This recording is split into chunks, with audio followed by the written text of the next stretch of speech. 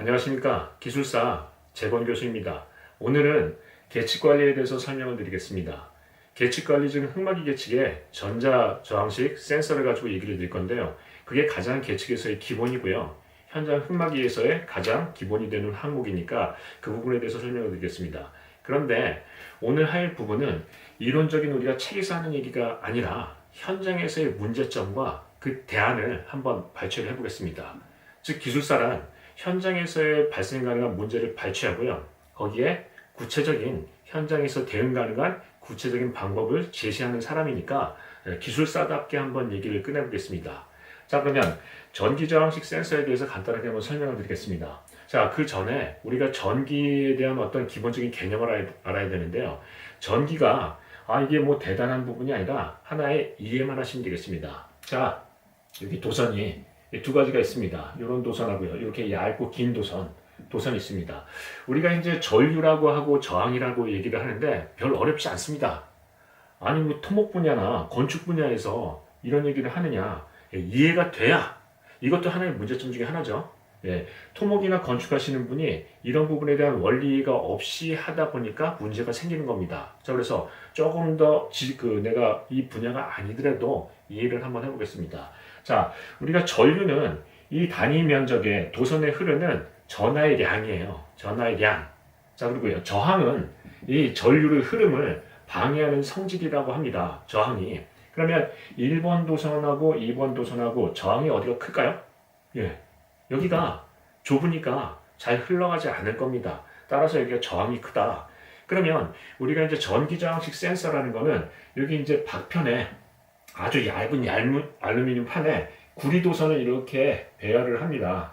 배열을 해가지고 이 저항값을 읽는 거죠. 그러면 저항값은 원래 저항에다가 변화된 저항값은 뭐하고 같냐면요. 길이의 변화율. 즉 우리가 얘기하는 이게 변형률이죠. 변형률. 즉 무슨 얘기냐면 얘가 씩 늘어나면 길이의 변형률, 즉 변화의 길이의 변화량은 뭐하고 비례한다? 저항에 대한 부분에 변화율과 비례한다. 즉 이게 늘어나면 통하지 않을 거 아니에요. 흐름이 어렵다라는 겁니다. 그럼 전기저항식의 센서는 어떻게 측정하냐면 이 저항값의 변화를 측정한 다음에 우리가 이제 응력이라는 거는 오일러라는 분이 이렇게 얘기했죠. 이 시그마 응력은 탄성계수 이 입실론에서요. 탄성계수 곱하기 변형률이니까 이게 변형률이에요. 그러면 저항의 변화를 알면은 여기다 계수를 곱하면 뭘 할 수 있다? 작용하는 응력을 할 수 있어요. 즉 센서를 스트러트에다 붙이면은 얘가 늘어난다면 저항값이 커지게 되고요. 그만큼의 응력이 증가했다고 볼 수 있나요? 예, 맞습니다. 따라서 전기저항식 센서는 뭘 하는 거예요? 응력을 측정하는 건가요? 추정하는 건가요? 추정하는 겁니다. 즉 저항값의 변화로 추정을 한다. 자, 그러면 이렇게 해서 문제가 여러 가지가 발생합니다. 현장에서는. 자, 무슨 얘기냐면 첫 번째, 우리가 이제 현장에다가 전기저항식 센서를 붙이면은 센서가 저항값의 변화를 읽기 때문에 맨 처음에 저항값을 읽고요. 그 다음에 나중에 저항값을 읽은 다음에 그 차이를 빼고요. 거기다 계수를 곱해서 응력을 구합니다. 즉 뭐냐면 초기치라는 게 있죠. 초기치. 즉 처음에 측정값하고요. 현재 측정값 하고요. 이걸 빼가지고요. 초기치하고 빼가지고 이 변화량을 가지고 계수를 곱해서 응력으로 환산한다 하는 겁니다. 자, 그러면 현장에 뭐가 있어야 되나요? 초기치 관리대장이 있어야 됩니다. 이런 얘기를 합니다. 현장에 초기치 관리대장이 있어가지고 그거를 현장에서 측정을 한 다음에 그걸 빼서 그걸 읽어야 되고요. 그 초기치 관리대장에 대한 부분은 실제로 현장에서 마음만 먹으면은 마음대로 조작도 할 수 있기 때문에 그거를 사진을 찍어서 측정을 했을 때 사진을 찍어서 보관하는 게 가장 기본적인 방법이고요. 초기치 관리 대장에 대해서는 그것을 사인을 하고 어떤 별도의 서류를 해서 관리를 하는 게 기본입니다. 그냥 컴퓨터에다 입력을 하면은 나중에 어떤 문제가 생기고 이게 조정을 할 수 있는 그런 부분이 있겠죠. 그래서 정확하게 관리한다면 초기치라는 게 있어야 되겠습니다. 자, 이해가 되시나요? 자, 두 번째. 자, 현장에서는 검교정서라는 게 있어야 됩니다. 검교정서. 즉, 캐리브레이션 시트라고 얘기를 하는데요. 그건 무슨 얘기냐면 모든 센서는 전자제품입니다. 따라서 전자제품이 현장에 입고가 되면은 그 전자제품의 시험 성적서가 붙어야 되고요. 그 시험 성적서에는 뭐가 있다? 아까 저항값을 가지고 개수를 곱해서 응력을 환산하는 그 개수값이 여기 있습니다. 그러니까 현장에서 계측을 한다고 한다면 이 두 가지는 분명히 있어야 돼요. 뭐가 있어야 되죠? 초기치 관리 대장하고 검교정서. 자, 제가 현장에 점검을 나갔습니다. 자, 저기 이제 계측 담당자를 불렀네요. 자, 이게 지금 제가 계측을 제대로 하고 있나 보고 싶어서, 자, 초기치 관리 대장하고요, 검교정서 좀 보고 싶습니다. 캘리브레이션 시트요. 지금 좀 제출을 하세요. 라고 했을 때 우물쭈물합니다. 자, 예를 들어서 일주일 내로 보고를 드리겠습니다. 라고 하면 뭐예요? 잘못됐습니다. 왜요? 이것들은 현장에 구비가 돼야 되죠. 어디다 딴 데다 보관하는 게 아니라 현장에 구비돼야 되고요. 현장에서 이 개수를 가지고 이 값을 가지고 빼서 곱해서 그래서 응력을 환산하기 때문에 현장에 바로 있어야 됩니다. 그런데 이런 것들이 안 되고 있죠. 그러다 보니까 어떤 계측에 문제가 생기면 뭘 한다? 그걸 조작을 할 수도 있고 여러 가지 이제 신뢰도가 떨어질 수도 있겠습니다. 자, 그래서 그런 부분에 대해서 우리가 이런 부분에 대한 인식이 제대로 없으면 현장 관리가 안 된다라는 거죠. 자, 두 번째. 자, 우리 이제 이 내용은 이제 어떤 현장에 대한 구비 서류를 얘기하는 거고요. 자, 여기 이제 스트러트가 있습니다. 우리가 얘기하는 그 흙막이 가시설을 할 때 얘가 버팀을 하는 버팀보라고 얘기를 하죠. 자, 그러면 버팀보를 어디다, 스트러트에다 어디다 설치해야 되냐면, 자, 여기 이제 중립축이라고 있습니다. 즉, 이 가운데 우리가 얘기하면 이게 플랜지가 있고 여기 외부가 있습니다. 그 복부 부분이 있는데 여기다 설치를 해야지 압축에 대한 부분을 알 수가 있죠. 압축을. 그러면 여기에 대한 부분을 어떻게 하냐면 압축에 대한 부분을 정확하게 읽으려면 센서가 이런 식으로 우리가 좀 크게 그리면 이런 식으로 해서 이렇게 붙어야 됩니다. 이렇게. 근데 현장에서 어떻게 붙죠? 여기 붙기도 하고 또는 이런 식으로 삐뚤어 붙기도 하고 이런 부분이 있습니다. 따라서 얘를 만약에 설치를 한다면 어떻게 된다? 이게 보통 구제를 쓰게 됩니다. 녹이 많이 쓴 구제를 쓰는데 얘가 어떤 도선이 이게 응력에 따라서 압축이나 인장을 받을 때, 압축을 받을 때 그대로 이 모질처럼 거동을 하려면 완전히 밀착이 돼야 되죠. 그래서 현장에서는 설치할 때 맨 처음에 그라인더로 상당히 세밀하게 갈아냅니다. 모재를. 어느 정도 수준이냐면 거울에 비칠 정도로 완전히 알루미늄 색처럼 투명하게 거울에 비칠 정도로 그거를 갈아내서 면을 매끈하게 만든 다음에 얘를 어떤 접착식이나 용접식으로 밀착을 합니다. 그런데 현장에서는 어떻게 해요? 대충 한 다음에 붙입니다. 그러면 얘가 압축력을 받는다고 해도 이 녹 부분이 탈락이 되면서 응력이 측정이 안 되는 경우가 많습니다. 그러면 현장에서 설치를 할 때 어떻게 해야 된다? 그걸 봐야 되겠습니다. 설치 전에 사진을 찍어야 되고요. 그 다음에 여기다 방수 패드를 붙인 다음에 사진을 찍어야 되고요. 이 설치한 데 대해서 거의 어떤 거울처럼 반들반들하게 갈았는지 그런 것들을 인증하는 그런 어떤 사진 자료나 아니면 검측이 있어야 되겠습니다. 그런데 현장에서 그렇게 되나요? 안 되고 있습니다. 이게 붙은지도 모르죠. 심지어는 이 방수 패드를 띄워놔 보면은 센서가 없는 경우도 있습니다. 물론 이래서는 절대 안 되겠죠. 자, 그 다음에 여기 이제 센서를 보시면 중립축에 정확하게 설치를 해야 되니까 어떻게 해야 된다? 여기 자를 해가지고 이게 반을 선을 긋고요. 여기다 자를 해서 반을 선을 점을 다음에 여기 선을 싹 긋습니다. 그리고 정확하게 중립축에 맞춰서 붙여야 되겠습니다. 이게 축이 어긋나면 실제보다 압축력이 적게 나올 수도 있다. 그렇습니다. 그러니까 이런 부분에 대한 검측이 안 되고 있죠. 왜냐? 전기 분야 같고요. 왜 시공팀이 계측을 해야 되느냐 하는 이런 인식 문제가 있습니다. 자, 그 다음에 두 번째, 이 센서를 붙이는 방법을 이제 계속 얘기하고 있는데요. 이거는 센서에 대한 어떤 현장에서의 구비 서류를 얘기하고 있습니다. 서류. 근데 두 번째는 이제 센서에 대한 어떤 부착 또는 설치에 대한 부분을 얘기를 해보면, 자, 이제 센서가 여기 아까 얘기했듯이 우리가 이제 구리도선이 이렇게 돼 있어가지고요. 구리도선의 어떤 이 길이의 변화로 응력을 추정한다고 했습니다. 그런데 이 센서 선을 이렇게 빼내가지고요. 한참 앞으로 빼낸 다음에 어느 우리가 이제 얘기하는 데이터 로가라든지 이런 부분에다 연결을 해놓고 한 군데에서 읽게 되죠. 읽게 되는데 여기서 문제가 있습니다. 이 선도 이게 리드선, 우리가 이제 이걸 끌어내가지고 전기로 연결한 이 리드선도 뭐죠? 구리예요. 얘도 구리선이에요. 도선이에요. 그럼 여기서 어떤 측정을 한다고 하면 어떤 사달이 일어나나요? 그 부분은 이렇습니다. 즉, 얘도 어떤 길이 변화에 따라서 응력의 변화를 우리가 읽는다고 한다고 얘기를 하지만 이 도선에 대해서도 구리선이니까 온도에 따라서 신축을 하게 되고요. 그 값도 응력으로 읽게 됩니다. 따라서 우리는 현장에서 어떻게 해야 하나요? 예, 더미 게이지라는 걸 붙입니다. 즉 여기에 부재에다가 부착을 안 한, 그냥 얘가 따로 혼자 놀고 있는, 즉 부착을 안 한 게이지를 붙여가지고요. 이 도선의 값을 같이 읽은 다음에 얘를 빼야 되겠습니다. 그래서 우리가 현장 설치할 때 어떻게 한다? 한쪽 면에 더미 게이지가 붙어야 되겠습니다. 근데 이런 것조차 모르고 있죠. 그러니까 현장에서 관리 감독자가 그런 부분에 대한 계측이 기본 이해가 안 되니까 이런 것들에 대한 검수가 안 됩니다. 자, 그 다음에 또 설치에 대한 문제가 또 하나 있습니다. 여기 이제 띠장, 우리가 이제 보시면은 띠장이 있고요. 버팀목가 이렇게 되는데 이론적으로 이렇게 직각으로 될 수가 없어요. 현장에서 보면은 띠장이 삐뚤빼뚤하니까 이런 식으로 설치가 되면, 자, 약간 경사가 돼서 설치가 됐다. 압축력을 받으면 얘가 어떻게 될까요? 버팀목가 이렇게 휘겠습니다. 휘면은, 자, 이쪽 면하고 이쪽 면을 볼 때 이쪽 면에서는 어떻게 된다? 인장이 걸리고요. 이쪽 면에서는 압축이 걸려요. 즉, 원래 이쪽 면에서 보시면은 버팀목가 압축력을 받아야 되는데 인장을 받는 경우도 있다는 겁니다. 이럴 경우에는 어떻게 해야 될까요? 원래 센서는 이 외부 양쪽에 설치해야 됩니다. 설치를 해서 두 개를 더한 다음에 평균을 해야 되죠. 그런데 한쪽에다 설치하면 어떻게 될 수 있다? 응력이 작게도 나올 수 있고요. 과다하게 나올 수도 있어요. 만약에 어떤 과소하게나 과다하게 나온 거를 우리가 분석을 한다고 한다면 어떻게 된다? 잘못 평가할 수 있습니다. 즉 현장에 대한 아주 심각하게 평가를 잘못할 수도 있죠. 오판을 할 수도 있다는 얘기입니다. 따라서 센서는 어떻게 한다? 더미 게이지를 붙이고요.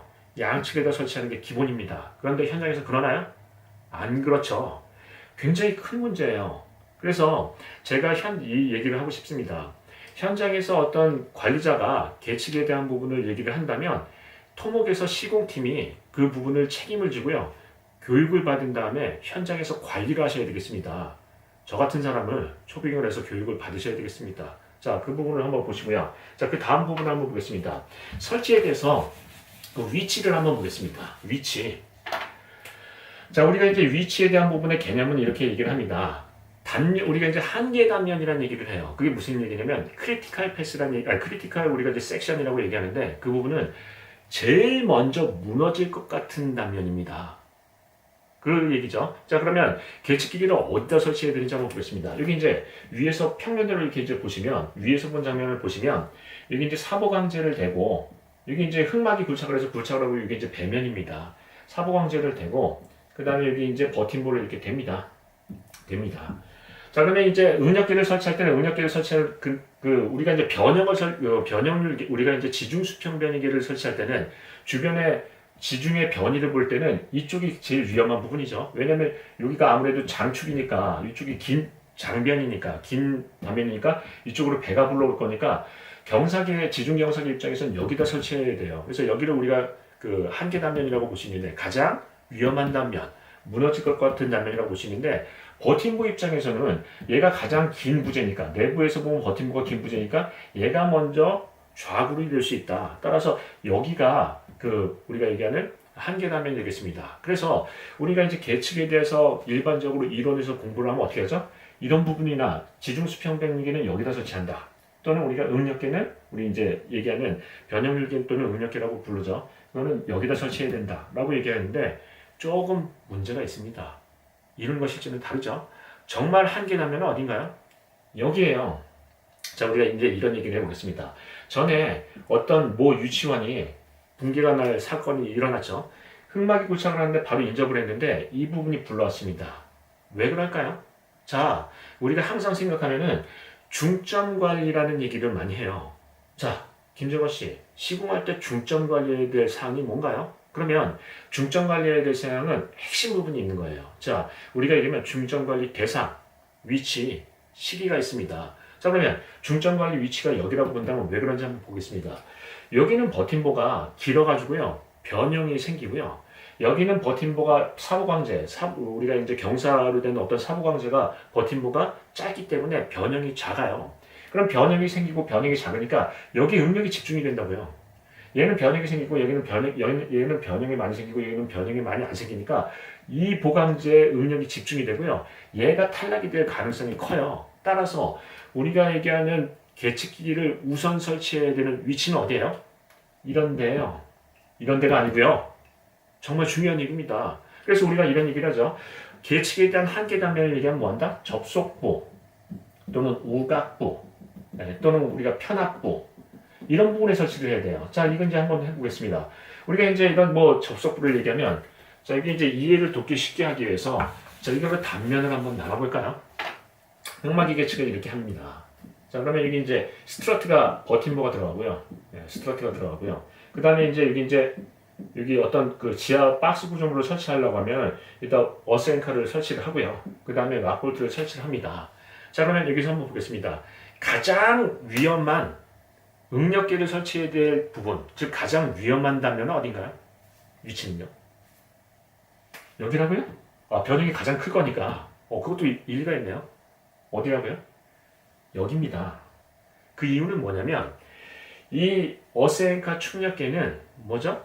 변형을 허용하지 않는 프리스트레스를 주는 부분입니다. 그래서 얘는 변형을 허용 안 하고요. 이 버팀모는 변형을 허용을 하면서 얘가 어느 정도 변형이 나면서 힘을 받는 부재예요. 그러면 얘가 변형이 나고 얘가 변형을 안 한다고 하면 얘 응력 집중이 되고 얘 응력 집중이 돼서 여기가 가장 한계 단면입니다. 따라서 계측기기는 어디를 우선 설치해야 된다? 여기에요. 자, 일전에 우리가 이제 이런 얘기를 하겠습니다. 아는 만큼 보인다라고 하는데 제가 어디 현장에서 인터뷰하는 거 잠깐 TV에서 보니까 이런 얘기를 하더라고요. 여기 버팀모가 이렇게 있고요. 사보광지가 이렇게 있고요. 해가지고 했는데 인터뷰를 해서 여기 이제 변형이 많이 생겨가지고 부풀어 올랐습니다. 근데 그분의 어떤 총책임자께서 이제 인터뷰를 하는데 이런 얘기를 하더라고요. 다른 데는 계측기가 다 붙었는데 여기만 계측기가 누락이 됐습니다. 이런 얘기를 하더라고요. 그건 정말 조금 얘기하면 무식한 얘기입니다. 정말 위험한 얘기죠. 한계 단면에 가장 변형이, 즉 응력이 집중될 수 있는 부분에다 먼저 설치해야 되는데 여기만 빼고 했다라는 것은 정말 위험한 얘기일 수도 있습니다. 그러면 우리가 이런 부분을 안 하려면 어떻게 해야 되죠? 그 한계 단면에 대한 부분의 메커니즘을 알고요. 그 도면을 계측기기 위치를 설치한 것을 우리가 봐줘야 됩니다. 그런데 현장에서는 어떻게 하죠? 계측을 외주를 주고요. 그분들이 해온 거를 현장에서 검토를 안 해요. 그분들은 어떻게 보면은 전문가라고 얘기하지만 현장에 투입된 분들은 그 계측 업체가 좀 영세하다 보니 현장에 투입한 분들은 토목일 수도 있고 아닐 수도 있어요. 그런데 이 계측기기 위치를 설치를 하고 계측기기에 대해서 어떤 그런 분석을 하는 부분은 현장의 담당자가 해야 될 부분입니다. 왜냐하면 토목에 대한 어떤 역학적인 부분에 이해도가 있는 분들이 그런 걸 하는 거지 그게 안 되는 분들이 하는 게 아니죠. 그래서 그냥 맡겨두고 할 일이 아니라고 볼 수 있겠습니다. 자, 그 다음에 우리가 이제 편압부는 이런 부분을 봅니다. 자, 이거는 어떤 터널이나 뭐 이런 부분에서도 마찬가지인데 흑막이 가시설이라는 거는 좌측이나 우측이나 토합이 똑같다는 가정하에 얘가 이런 식으로 해서 변형이 생기면은 응력이 걸리고 하는 그런 어떤 균형적인 구조물이 되겠습니다. 그런데 만약에 여기에 구조물이 있거나 여기에 어떤 사면이 있거나 해서 여기에 하중이 더 작용하게 된다면 이만큼 더 작용하게 된다면 어떻게 된다? 얘가 이쪽으로 전체적으로 밀리죠. 밀리면 어떤 사달이 일어나냐면 여기 응력이 증가를 해야 되는데 응력이 감소될 수도 있어요. 그러면 이렇게 얘기해서 응력이 감소가 없거나 응력의 증가폭이 적으면은 우리는 안전하다라고 할 수 있는데 뭐 한다고요? 안전하지 않다고요. 왜냐하면 여기에 변형이 이쪽으로 밀리고 있으니까요. 그러면 계측기기를 설치할 때는 어떻게 해요? 편압부에다가 경사계나 응력계나 이런 것들을 여러 개를 같은 단면에 집중해서 해야 되겠습니다.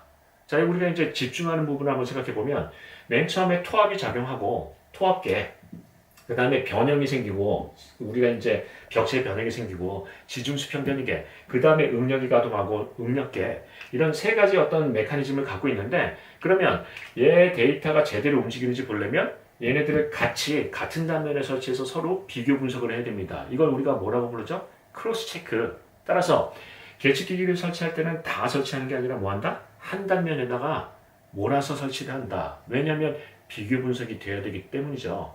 자, 그런 부분을 얘기하겠습니다. 자, 그러면 이런 부분에 대해서 여러 가지 이제 내용을 얘기를 할 수 있는데 제가 이제 이 얘기를 한번 해볼까요?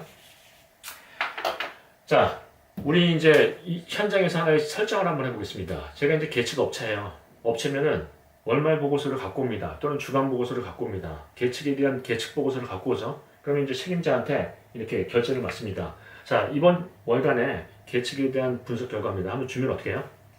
딱 받은 다음에 안 열어봅니다. 안 열어보고요. 이렇게 물어봐요. 잘 돼요? 문제 있나요? 이렇게 물어봅니다. 보기 싫다 이거죠? 전자 부분에 대한 부분이니까 난 보기 싫다 이거죠. 내가 토목이지, 건축이지, 이런 부분에 대해서 내가 알고 싶지도 않고요. 문제를 물어봅니다. 문제 있어요? 그러면 그분이 뭐라고 해요? 없다고 합니다. 자, 우리가 설계의 기본은 기본적으로 과다 설계가 과소 설계가 있다고 한다면 과다 설계로 하죠. 왜냐면 안전해야 되니까. 그래서 안전유리는 게 있죠. 물론 최적 설계에 대한 개념이 있지만 설계를 과소 설계로 보느냐 과다 설계로 보느냐 한다면 과다 설계로 보는 게 기본적입니다. 보수적으로 해야지 안전하니까. 그러면 현장에서 설계를 보수적으로 했기 때문에 큰 문제는 없을 수 있습니다. 그러면 계측기기를 갖고 와서 물어봅니다. 현장에 문제 있어요? 없다고 합니다. 그럼 뭐라고 해요? 이걸 펴봐야 되는데 펴보지도 않고 사인을 한 다음에 다음으로 넘깁니다. 이렇게 되면 현장에서 굉장히 큰 문제죠. 계측을 조작할 수도 있어요. 마음만 먹으면. 그리고 관리가 안 될 수도 있어요. 그러면 현장에서는 누가 계측을 해야 되느냐? 자, 이런 얘기를 한번 해보겠습니다. 시공팀한테 하라 그러면 내가 공사 바빠 죽겠는데 계측 관리까지 내가 해줘야 되느냐? 품질한테 한다고 하면은 품질에서는 현장의 품질 관리도 중요한데 내가 계측해야 되느냐? 내 분야하고 다르다. 네, 마지막으로 안전팀에다 얘기하면은 현장에서의 안전관리가 계측관리는 아니다라고 서로 안 합니다. 그러면 한번 제가 얘기를 해보겠습니다. 계측관리는 누가 해야 돼요? 시공팀이 해야 됩니다. 공사팀장이 책임지고 계측관리를 해야 되죠. 자, 이렇습니다. 여기 이제 흙막이를 해가지고 변형이 많이 생기고 여기 이제 충격이 많이 걸려서 응력이 크게 나왔어요. 응력이 크게 나왔습니다. 그러면 왜 그럴까요? 이런 얘기가 있습니다. 그날 시공팀은 알고 있죠. 범인이니까. 어떤 부분이냐면, 그날 흙막이 할 때 우리가 이거를 좀 과물착한 다음에 이거를 나중에 설치를 했는데 어떤 버팀목의 설치가 지연이 됐잖아. 우리가 과물착했잖아. 그래서 좀 많이 벌어졌나 보다. 그래서 응력이 큰가 보다. 라고 알 수 있는 건 현장팀이에요. 우리가 이제 착각하고 있는 부분은 현장에서 계측 관리를 한다면 무슨 구조기술사나 토지기술사나 뭐 여러 가지 이런 분들이 해야 된다고 생각하는데 그게 아닙니다. 현장에서의 계측 관리는 단계별로 설계한 구조검토서가 현장에 비치가 되어 있고요. 그 현장에서 얘 관리 한계치라는 게 우리가 설계치라는 게 나와 있습니다. 즉 얘 예상치가 나와 있죠. 1단 구착할 때 얼마 받고 2단 구착할 때 얼마 받고 이런 것들이 나와 있습니다. 따라서 어떻게 된다?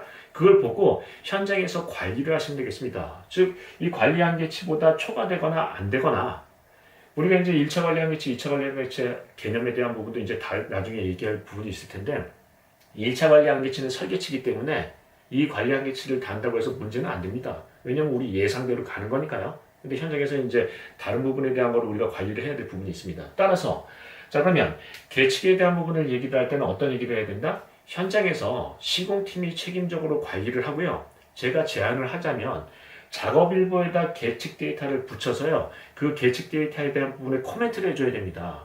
이 계측에 대한 부분이 어떤 과단 압력이 걸린다고 한다면 우리 그때 이런 가시설에 대한 부분에서 이런 부분에서 과굴착을 했어. 이런 부분에 대한 코멘트를 하고요. 향후에 그런 일이 없게끔 피드백이 현장에서 돼야 됩니다. 그런데 그게 안 되고 있죠. 그러면 자 이런 부분 한번 생각해 보겠습니다. 현장 계측에서의 문제점은 뭔가요? 제가 오늘 전기저항식 센서에 대한 부분만 얘기했지만 계측에 대한 강의를 하자면 몇 주간 강의를 합니다. 분량이 많고요. 그런데 흙막이에서 전기저항식 센서, 즉 스트러트에 가장 많이 붙이는 응력계에 대해서 한번 설명을 해보겠습니다. 현장에서의 계측에서의 문제점은 뭐죠? 계측 관리를 외주를 주고요. 그쪽에다가 완전히 전임을 시킨다는 게 문제죠.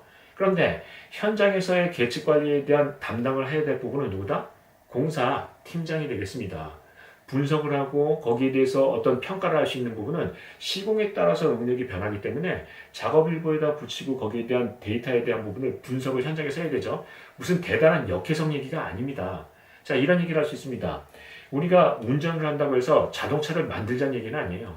하지만 자동차에서 어떤 경고등이 오면은 그거를 내용을 이해는 해야 되죠. 분석을 해야 되죠. 그렇듯이 데이터가 나오면 데이터에 대한 분석을 할 수 있는 부분은 현장에 대한 부분이 되겠고요. 현장의 공사팀장이 그런 부분에 대해서 교육을 받으셔야 되겠습니다.